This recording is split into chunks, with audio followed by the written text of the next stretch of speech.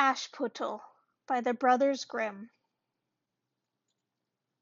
A rich man's wife fell sick, and feeling that her end was near, she called her only daughter to her bedside and said, "Dear child, be good, say your prayers.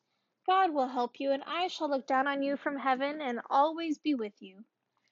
With that, she closed her eyes and died. Every day the little girl went out to her mother's grave and wept, and she went on being good and saying her prayers. When winter came, the snow spread a white cloth over the grave, and when the spring came, took it off, the man remarried. His new wife brought two daughters into the house. Their faces were beautiful and lily white, but their hearts were ugly and black. This was the beginning of a bad time for the poor stepchild. "Why should this silly goose sit in the parlor with us?" they said. "People who want to eat bread must earn it. Get into the kitchen where you belong." They took away her fine clothes and gave her an old gray dress and wooden shoes to wear. "Look at the haughty princess and her finery," they cried, and laughing led her to the kitchen. From then on she had to do all the work, getting up before daybreak, carrying water, lighting fires, cooking, and washing. In addition, the sisters did everything they could to plague her.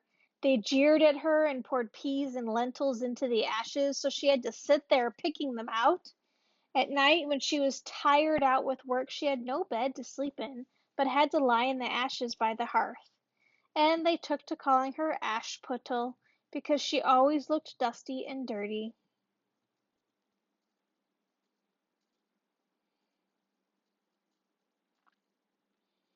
One day, when her father was going to the fair, he asked his two stepdaughters what he should bring them. "Beautiful dresses," said one. "Diamonds and pearls," said the other. "And you, Ashputtle, what would you like?" "Father," she said, "break off the first branch that brushes against your hat on the way home and bring it to me." So he bought beautiful dresses, diamonds, and pearls for his two stepdaughters, and on the way home, as he was riding through a copse, a hazel branch brushed against him and knocked off his hat. So he broke off the branch and took it home with him. When he got home, he gave the stepdaughters what they had asked for, and gave Ashputtle the branch. After thanking him, she went to her mother's grave and planted the hazel sprig over it and cried so hard that her tears fell on the sprig and watered it. It grew and became a beautiful tree. 3 times a day Ashputtle went and sat under it and wept and prayed. Each time a little white bird came and perched on the tree, and when Ashputtle made a wish, the little bird threw down what she had wished for.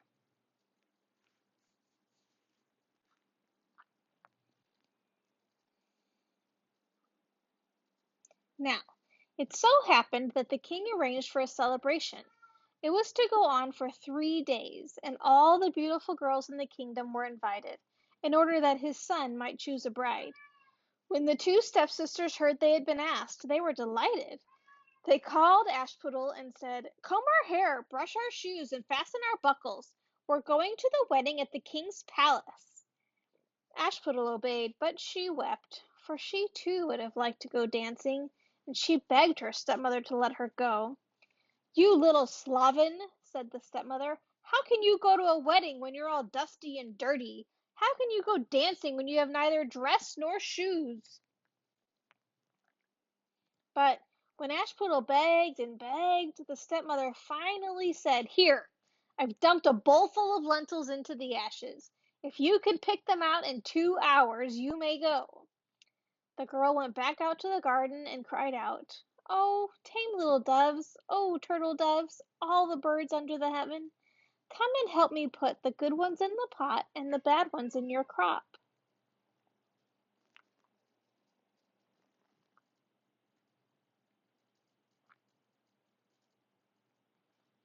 Two little white doves came flying through the kitchen window, and then came the turtle doves, and finally all the birds under heaven came flapping and fluttering and settled down by the ashes. The doves nodded their little heads and started in, "Peck, peck, peck, peck," and all the others started in, "Peck, peck, peck, peck," and they sorted out all the good lentils and put them in the bowl. Hardly an hour passed before they had finished and flew away. Then the girl brought the bowl to her stepmother, and she was happy, for she thought she'd be allowed to go to the wedding. But the stepmother said, "No, Ashputtle, you have nothing to wear and you don't know how to dance. People will only laugh at you." When Ashputtle began to cry, the stepmother said, "If you can pick out 2 bowlfuls of lentils out of the ashes in an hour, you may come." And she thought she'll never be able to do it. When she had dumped the 2 bowlfuls of lentils into the ashes, Ashputtle went out to the back door to the garden and cried out, "Oh, tame little doves, oh, turtle doves, and all the birds under heaven, come and help me put the good ones in the pot and the bad ones in your crop."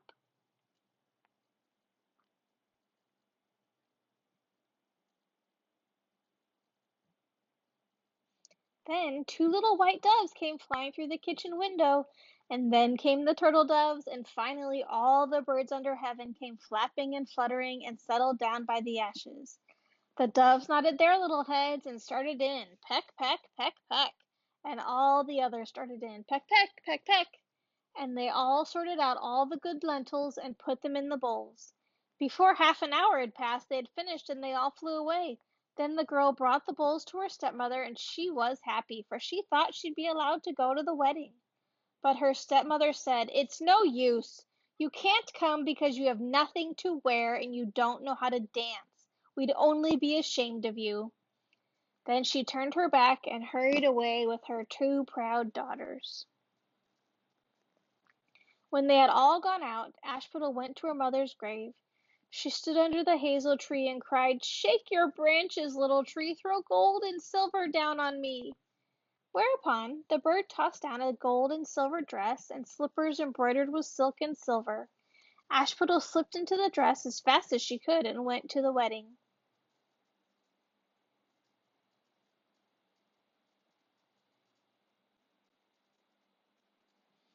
Her sisters and stepmother didn't recognize her. She was so beautiful in her golden dress that they thought she must be the daughter of some foreign king. They'd never dreamed it could be Ashputtle, for they thought she was sitting at home in her filthy rags, picking lentils out of the ashes. The king's son came up to her, took her by the hand, and danced with her. He wouldn't dance with anyone else, and he never let go of her hand. When someone else asked for a dance, he said, "She's my partner." She danced until evening, and then she wanted to go home. The king's son said, "I'll go with you, I'll see you home," for he wanted to find out to whom the beautiful girl belonged to. But she got away from him and slipped into the shed near her house. The king's son waited until her father arrived and told him of the strange girl who had slipped into the shed. The old man thought, "Could it be Ashputtle?" And he sent for an axe and a pick and broke into the shed, but there was no one inside. When they went indoors, Ashputtle was lying in the ashes in her filthy clothes, and a dim oil lamp was burning on the chimney piece. For Ashputtle had slipped out the back end of the shed and run to the hazel tree. There she had taken off her fine clothes and put them on the grave, and the bird had taken them away. Then she had put her gray dress on again and crept into the kitchen and lain down in the ashes.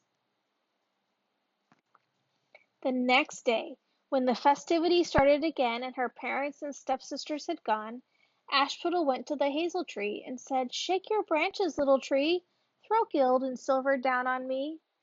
Whereupon the bird threw down a dress that was even more dazzling than the first one, and when she appeared at the wedding, everyone marveled at her beauty. The king's son was waiting for her. He took her by the hand and danced with no one but her. When others came and asked her for a dance, he said, "She's my partner." When evening came, she said she was going home. The king's son followed her, wishing to see which house she went into, but she ran away and disappeared into the garden behind the house, where there was a big tree with the most wonderful pears growing on it. She climbed among the branches as nimbly as a squirrel, and the king's son didn't know what had become of her.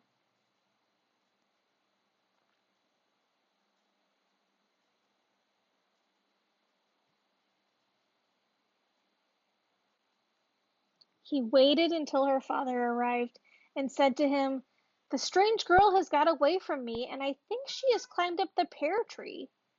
Her father thought, could it be Ashputtle? He sent for an axe and chopped down the tree, but there was no one in it. When they went into the kitchen, Ashputtle was lying there in the ashes as usual, for she had jumped down on the other side of the tree and brought her fine clothes back to the bird in the hazel tree and put on her filthy dress. On the third day, after her parents and sisters had gone, Ashputtle went back to her mother's grave and said to the tree, "Shake your branches, little tree, throw gold and silver down on me." Whereupon the bird threw down a dress that was more radiant than either of the others, and the slippers were all gold. When she appeared at the wedding, the people were too amazed to speak. The king's son danced with no one but her, and when someone else asked her for a dance, he said, "She is my partner." When evening came, Ashputtle wanted to go home, and the king's son said he'd go with her, but she slipped away so quickly that he couldn't follow. But he had thought up a trick. He had arranged to have the whole staircase brushed with tar, and as she was running down it, the tar pulled her left slipper off. The king's son picked it up, and it was tiny and delicate and all gold. Next morning he went to Ashputtle's father and said, "No girl shall be my wife but the one that the golden shoe fits." The sisters were overjoyed, for they had beautiful feet. The eldest took the shoe to her room to try it on, and her mother went with her.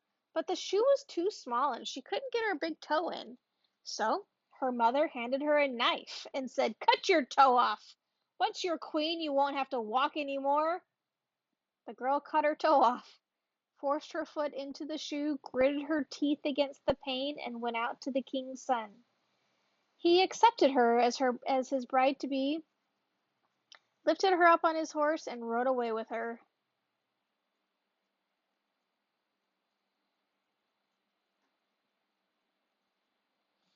But they had to pass the grave. The two doves were sitting in the hazel tree, and they cried out, "Roo-coo! Roo-coo! There's blood in the shoe! The foot's too long, the foot's too wide. That's not the proper bride." The prince looked down at her foot and saw the blood spurting. At that, he turned his horse around and took the false bride home again. "No," he said, "this isn't the right girl. Let her sister try the shoe on." The sister went to her room and managed to get her toes into the shoe, but her heel was too big. So her mother handed her a knife and said, "Cut off a chunk of your heel. Once you're queen, you won't have to walk anymore." The girl cut off a chunk of heel off her foot, forced her foot into the shoe, gritted her teeth against the pane, and went out to the king's son. He accepted her as his bride to be, lifted her up on his horse, and rode away with her. As they passed the hazel tree, the two doves were sitting there, and they cried out, "Roo-coo! Roo-coo! There's blood in the shoe! The foot's too long, the foot's too wide. That's not the proper bride." The prince looked down at her foot and saw that blood was spurting from her shoe and staining her white stocking all red. He turned his horse around and took the false bride home again. "This isn't the right girl either," he said. "Haven't you got another daughter?" "No," said the father. "There's only this puny little kitchen drudge that my dead wife left me. She couldn't possibly be the bride." "Send her up," said the king's son, but the stepmother said, "Oh no, she is much too dirty to be seen." But he insisted, and they had to call her. First she washed her face and hands, and when they were clean she went upstairs and curtsied to the king's son.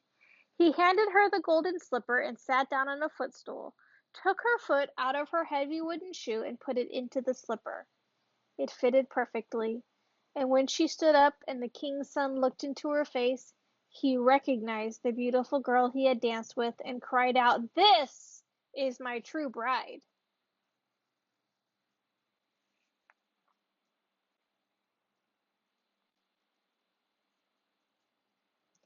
The stepmother and two sisters went pale with fear and rage, but he lifted Ashputtle up on his horse and rode away with her.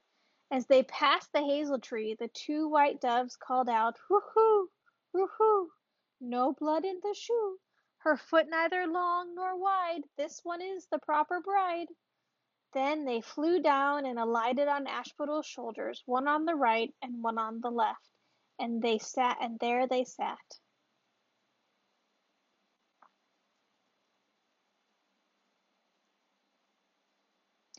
On the day of Ashputtle's wedding, the two stepsisters came and tried to ingratiate themselves and share in her happiness. On the way to church, the elder was on the right side of the bridal couple and the younger on the left. The doves came along and pecked out one of the elder sister's eyes and one of the younger sister's eyes. Afterward, on the way out, the elder was on the left side and the younger on the right, and the doves pecked out both the remaining eyes. So both sisters were punished with blindness to the end of their days for being so wicked and false. The end.